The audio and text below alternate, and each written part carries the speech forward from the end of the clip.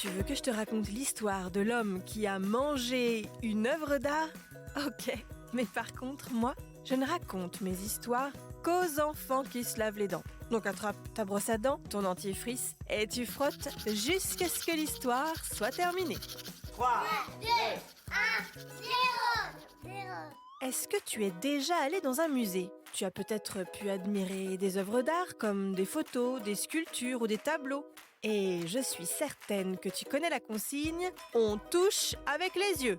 Ce qui veut dire évidemment qu'on ne touche pas. C'est formellement interdit. Imagine si tout le monde tripotait les sculptures ou patouillait les peintures, ça finirait par abîmer les œuvres. Et même pire, on risquerait de les déchirer, les casser ou les faire tomber. Ce serait la catastrophe. Eh bien, figure-toi qu'un homme qui visitait un musée a fait bien pire que ça.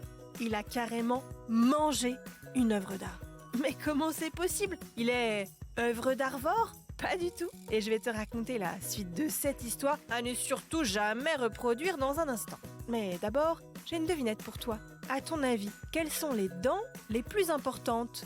Ce sont les molaires de lait. Elles servent de guide, comme un tuteur pour la pousse des molaires permanentes. C'est pour ça que perdre une dent de lait trop rapidement, en cas de carie par exemple, perturbe la poussée de toutes les autres dents. Donc, une seule solution, bien se brosser les dents matin et soir. Pour en revenir à notre histoire de mangeur d'œuvres d'art, ça se passe dans un musée de Corée du Sud. Une œuvre un peu particulière était exposée, une banane, une vraie banane comestible, scotchée à un mur. Ça paraît bizarre dit comme ça, mais c'est pourtant bel et bien une œuvre d'art d'un célèbre artiste habitué à produire des œuvres surprenantes. Ce n'est d'ailleurs pas la première banane qu'il expose. Bref, ce jour-là, un étudiant vient visiter l'exposition. Il tombe sur la banane scotchée au mur et d'un coup s'en approche, la déscotche et la mange tranquillement. Puis, tout comme il avait déscotché la banane, rescotche la peau de banane. Le jeune homme s'est justifié en expliquant qu'il avait faim parce qu'il avait sauté son petit déjeuner. Bon, en vrai, il avait prévu son coup. N'est-elle pas scotchée là pour être mangée? A-t-il demandé.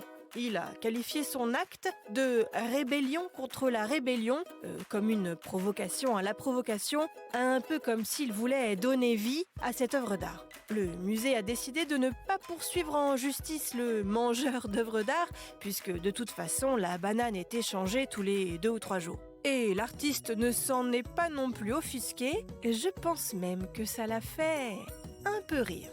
Bon, montre-moi un peu tes dents. Fais A, fais I. C'est pas mal ça, bien blanche comme il faut.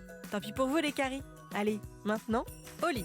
Je vais pas aller me coucher. Retrouvez les épisodes des Dents et Dodo sur le site et l'application BFM TV et sur toutes les plateformes de streaming. Si cet épisode vous a plu, n'hésitez pas à lui donner une note, à vous abonner à la playlist et surtout à en parler autour de vous. C'est un podcast BFM TV.